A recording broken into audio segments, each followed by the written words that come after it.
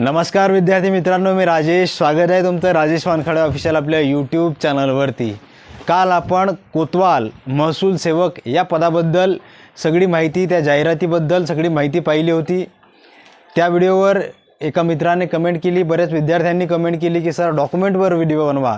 या कोतवाल भरतीसाठी 2023मध्ये कोणकोणते डॉक्युमेंट्स मागवण्यात आली होती, अर्ज सादर करताना कागदपत्रे कोणती लागतात, सिलेक्शन झाल्याच्या नंतर डॉक्युमेंट व्हेरिफिकेशनसाठी कागदपत्रे कोणती लागतात, त्या संदर्भात एक व्हिडिओ बनवा. तर त्यावर आपण आजचा हा व्हिडिओ बनवलेला आहे की अर्ज सादर करताना आपल्याला कोणकोणते डॉक्युमेंट्स लागणार आहेत आणि त्याच्यानंतर सिलेक्शन झाल्याच्या नंतर आपल्याला कोणकोणते डॉक्युमेंट्स लागणार आहेत. सोबतच आपण या आजच्या व्हिडिओमध्ये पाहणार आहोत की तहसीलदाराच्या अंतर्गत हा जो पेपर घेतला जातो त्या पेपरची परीक्षा पद्धती काय असते, परीक्षा पद्धतीमध्ये पेपर किती मार्कांचा असतो, पेपरमध्ये प्रश्न किती असतात, त्या सगळ्या गोष्टी आजच्या या व्हिडिओमध्ये पाहणार आहोत आपण. तर व्हिडिओवर जर का तुम्ही नवीन असाल तर व्हिडिओला लाईक करा, चॅनलला सबस्क्राईब करा. अशाच पद्धतीच्या ज्या महत्त्वाच्या अपडेट्स असतात ते मी या चॅनलवर तुम्हाला देत असतो आणि या चॅनलवर तुम्हाला कुठल्याही गोष्टीचा अतिरेक न करता जे वास्तविक माहिती आहे तीच वास्तविक माहिती देण्याचा माझा प्रयत्न असतो. चला तर सुरू करूया. ही जी कागदपत्र्यांची लिस्ट मी इथं बनवलेली आहे ही 2023ची कोतवाल भरती महसूल सेवक बुलढाणा जिल्ह्यातील सिंदखेड राजा तालुक्यामध्ये जी भरती झाली होती कोतवालची 25 सप्टेंबर 2023ला ही नोटिफिकेशन जारी झाली होती. बुलढाणा जिल्हा सिंदखेड राजा तालुका, ठीक आहे. त्या तालुक्यातील नोटिफिकेशननुसार ही जी कागदपत्रे आहेत ती कागदपत्रे मी इथे लिहिलेली आहेत. ते कागदपत्रे आपण अर्ज सादर करताना लागणारी कागदपत्रे बघूयात. नंबर 1ला आहे 4थी पास असल्याची मार्कशीट आणि महत्तम गुणवत्ता मार्कशीट. म्हणजे तुम्ही 4थी पास असणं ही मिनिमम रिक्वायरमेंट आहे. प्लस तुमच्याकडे जर का त्याच्यापेक्षा जास्त क्वालिफिकेशन असेल, तुम्ही 10वी 12वी ग्रॅज्युएट झाला असेल तर जास्तीत जास्त जी काही तुमच्याकडे मार्कशीट असेल तीसुद्धा तुम्ही सादर करू शकता. त्याच्यानंतर 2 नंबरला आहे TC किंवा बोनाफाईड. जर का तुम्ही शाळा सोडली असेल तर तुमच्याकडनं TC मागण्यात येईल. अगर तुमचा ॲडमिशन असेल कुठल्या शाळेमध्ये कुठल्या कॉलेजमध्ये तर तुम्हाला त्या संदर्भात बोनाफाईड प्रमाणपत्र सादर करावं लागेल. त्याच्यानंतर सजातील रहिवासी असल्याचा तलाठी, सरपंच किंवा ग्रामसेवक यांचा रहिवासी दाखला. म्हणजे ज्या तालुक्यामध्ये तुम्ही अर्ज करणार आहात त्या तालुक्यातील ज्या तलाठी कार्यालयाच्या अंतर्गत तुमचं गाव येते, म्हणजे एखाद्या तलाठी कार्यालयाला आपण सजा म्हणतो तर त्या सजाच्या अंदर तुमचं गाव येते आणि त्या गावचे तुम्ही रहिवासी आहात, तेथील तलाठीचा, सरपंचाचा किंवा ग्रामसेवकाचा या तिघांपैकी कुणाचाही एकाचा रहिवासी दाखला तुम्हाला लागणार आहे. त्याच्यानंतर तहसीलदार यांचा अधिवास दाखला म्हणजे डोमिसाईल सर्टिफिकेट लागणार आहे, तहसीलदाराने जारी केलेले. त्याच्यानंतर मागास वर्गाकरिता लागू असल्यास NCL नॉन क्रिमी लेअर म्हणजे OBC प्रवर्गासाठी जर ज्यांना 8 लाखांपेक्षा जास्त जे उत्पन्न असते किंवा 8 लाखांपेक्षा कमी असते ते नॉन क्रिमी लेअर असल्याबाबतचं जे प्रमाणपत्र आहे ते लागू असल्यास OBCसाठी नॉन क्रिमी लेअरचं प्रमाणपत्र लागणार आहे. आणि कोतवालाचे वारसदार असल्यास त्याबाबत तहसीलदारांचे प्रमाणपत्र.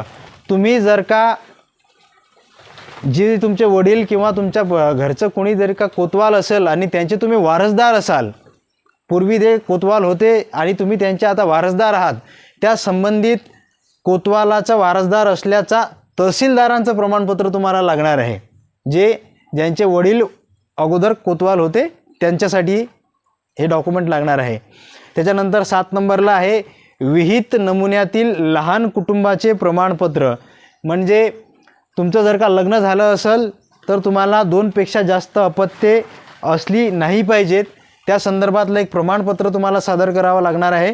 म्हणजे लहान कुटुंब आहे तुमच्याकडे, म्हणजे तुमचं लग्न झालेलं असेल तर तुम्हाला 2पेक्षा जास्त अपत्ये नाही आहेत या संदर्भातील प्रमाणपत्र आहे ते प्रमाणपत्र लागेल. हे एवढेच जे आहेत कागदपत्र अर्ज सादर करताना सिंदखेड राजा बुलढाणा जिल्ह्यातील सिंदखेड राजा या तालुक्याच्या नोटिफिकेशनमध्ये अर्ज सादर करताना हे एवढेच डॉक्युमेंट होते, ठीक आहे.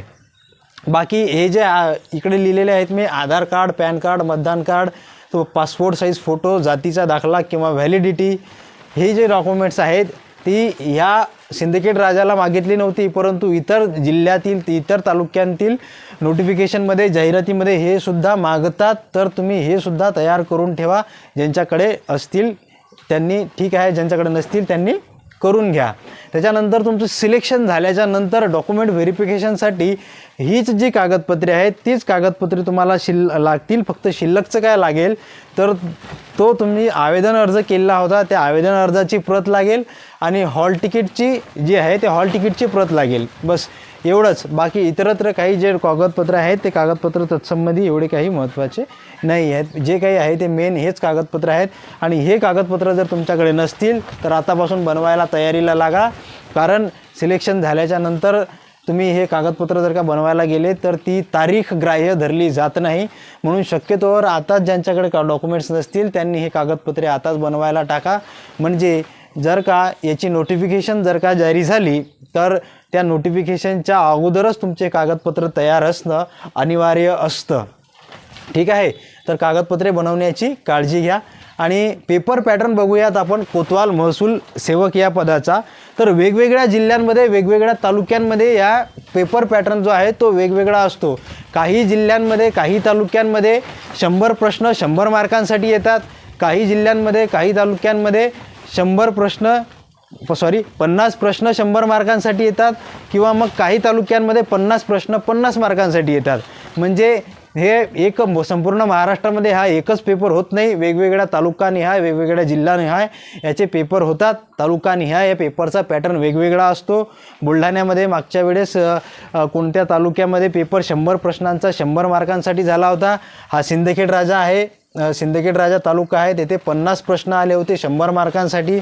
तसेच धाराशिवला 50 प्रश्न आले होते 100 मार्कांसाठी. परभणीला 50 प्रश्न 50 मार्कांसाठी असं काहीतरी होतं. म्हणजे काय एकंदरीत तर आपापल्या तालुक्यानुसार वेगवेगळ्या परीक्षा पद्धती आहेत. एकच परीक्षा पद्धती नाही.